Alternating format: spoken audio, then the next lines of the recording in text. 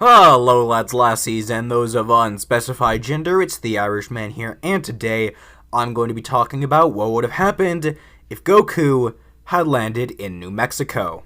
If I say anything that offends you or you get mad about, just know I never meant for it to be taken that way. This is all in good fun, and I'm just trying to have a good time. And if there's anything that in the comments you need to be like that about, like, oh, it's a grammatical error, oh my god, he said something that wasn't true to Dragon Ball lore, I don't care, this is kind of a joke what if. And now, with all of that out of the way, let's get into the story of this what if. It's a hot sunny day on the sands of New Mexico where a trailer car is parked in the middle of nowhere when suddenly a spacecraft comes crashing down next to it. Yo, hold up, is that a spaceship? Yeah, it's a baby, inside of a spaceship. It landed in our yard like 2 minutes ago. You should have seen it. Flames everywhere. It was actually kind of beautiful. Yeah, okay, I get that, but like that is a child? What are we supposed to do with it? Oh, I see it. We can either A, kill it right now, put it out of its misery, or we can leave it here overnight and let it die, or we can take it in as our own and see how babies react to weed. And other substances. You're saying we get the baby hooked on cocaine. I am absolutely saying we get this baby hooked on cocaine. And from that point onward, Goku would now have a father in the form of Daddy White and an uncle, or maybe older brother figure. I haven't really made up my mind yet. For now, he will be a brunkle, brother-uncle, which, sweet home. A few years would pass, and I use the word few very loosely as, well, Goku would be about 14 years old, around the same age he was when Dragon Ball first started, and Bulma would be out on her hunt for the Dragon Balls. And, conveniently enough, well, Walter and Jesse actually have one. Isn't that just wild, how our protagonists were able to stumble upon this insanely rare artifact that there are only 7 of in the entire world? It seems like some sort of a coincidence that would only happen for plot progression. Oh wait, Goku would be training outside of the RV while Jesse and Walter are baking inside. Yep, that's a user-friendly way of saying making drugs.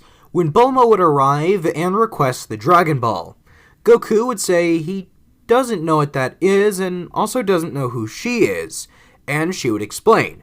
The Dragon Balls are these orange orbs with red stars on them, and at that point, Goku would know what she means, and would say that's inside the RV, but he's not supposed to go in there while Jesse and Daddy Walter are baking. Bulma would say that she'll wait, this is very important, and Goku, wanting some action, would begin putting the moves on her, and she would actually take kind of kindly to this.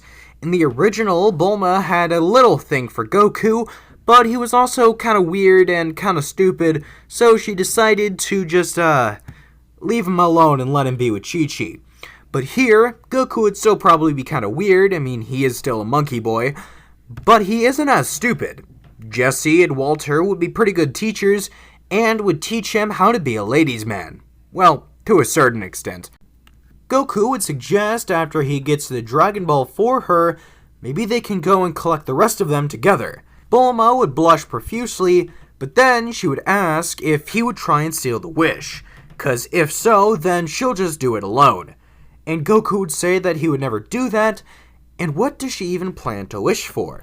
She would say that she plans to wish for the perfect boyfriend, and Goku would smile ear to ear, and then snap his fingers and say poof. Wish granted, cuz I'm right here. Raditz would arrive on Earth looking for his younger brother Kakarot. He would scan using his scouter and find a power level of about 650. That's not much. He would arrive and he would see Piccolo. And then he would scan again, since this doesn't exactly look like Goku, and he would see a power level of about 2000. That's higher than his, and really not good for him if that's Goku, because he might not be Pro Saiyan, but it probably is Goku, so he has to go check it out. He would arrive to see 2 RVs next to each other that are basically identical. He would use his scouter to see which one has the high power level, and he would then enter inside to see Goku and his wife, and his kid. Kakarot's continuing the Saiyan race. Good job. Anyway, brother, I'm going to need you to come with me into space and possibly nuke the planet so that you can be a slave under the Galactic Emperor of Frieza. And you'll also have to leave your wife / kill her, but you can bring your kid along, and you get free dental. Yeah, you kinda had me there for a sec, but I kinda don't want to kill everybody I love, so the answer's no. Yeah, that's fair, but if I didn't bring you back, my squad was kind of going to kill me.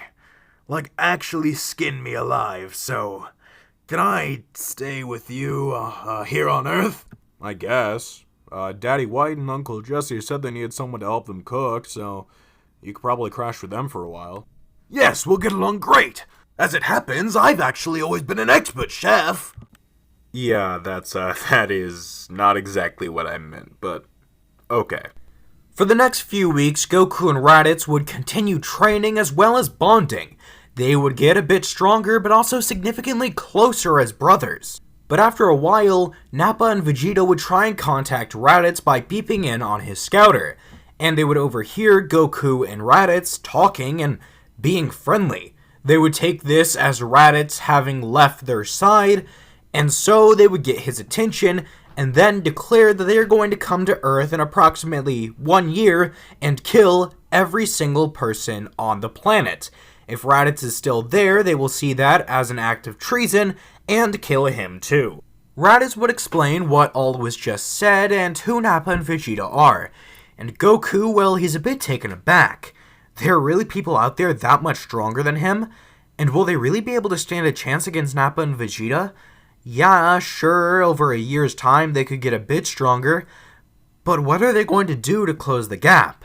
And then Kami would enter Goku's head, saying that he might have an idea. Kami would bring both Raditz and Goku to King Kai's planet, that way they can train for a year's time in preparation for the Saiyans.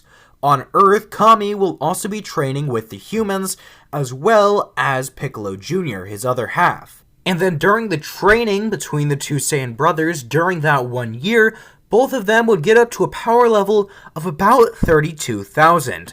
And I understand that sounds like a lot, and it is, but there is reasoning behind it. During Goku's original training period on King Kai's planet, he went from having a power level of about 400 to going up to 9,000, which is about a 22.5 times increase, which is insane. And then you apply it to people like Goku and Raditz, who should each be around 2,000 at this point, and you get people of insane calibers. I actually just kind of lowered it to about 32,000 since I thought it'd be a fair number to use, so it's not too outlandish to assume they get that strong. Then again, you could argue that Goku only got that strong because he was training in 10 times gravity, which is something he wasn't used to at that point. And here, he would be strong enough to where 10 times gravity wouldn't really affect him as much. But at the same time, Goku is only training by himself instead of with a partner, which would make his training much more effective. And so, I think my logic still stands. When the time comes for the Saiyan Saga to begin, and Goku and Raditz to return to Earth, Kami is a bit late, meaning that Piccolo, Tien, and Chaozu, as well as Yamcha, but who cares about Yamcha, have already died. Wait, no, actually Kami would bring Goku and Raditz to Earth before Piccolo dies. But Piccolo does still die because we need the Namek arc to happen. I'm sorry, I don't write scripts, and sometimes the plot gets a bit messy. Speaking of the plot, however, when Goku and Raditz actually do arrive on the battlefield, Vegeta is surprised.